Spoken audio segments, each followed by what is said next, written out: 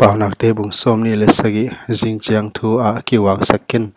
ni in bang hon swapi ding a hia chi la na thei ngal ke ya midang in nang hon phat u hen nang ma kam hiloin mi khwal in nang ma mukte hiloin suang agik a piawnel agik hi himale mi hai lungzin na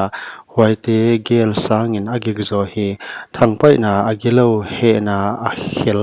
himale thik na ma a kwa ading theidia agu ka I na sangin alang tanga salna a hoi zo lom khat liam na te ginom a hi wa himale melma hon top na hem na a hi kha gilwa in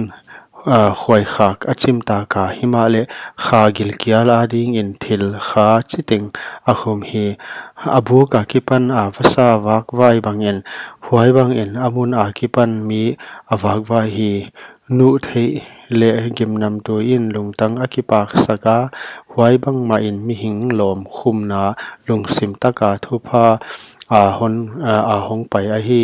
na lom ma na pa lom mangil ken na to siat ni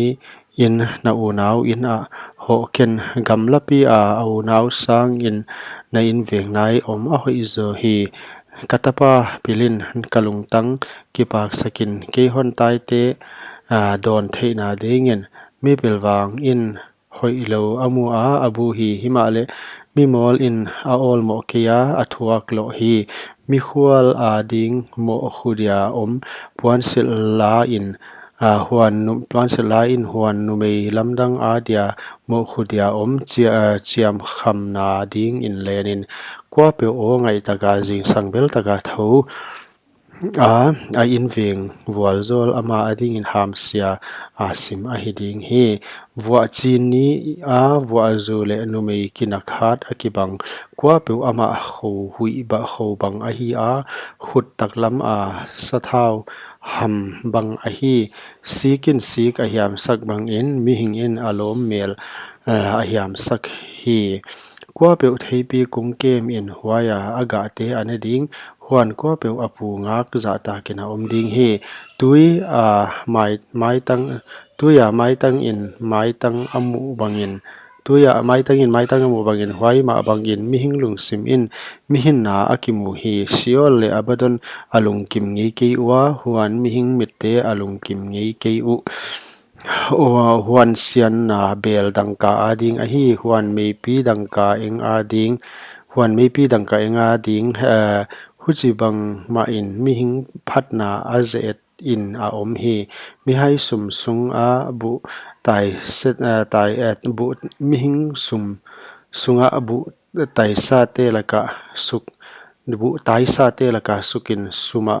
lechin huchi pi in leng ama a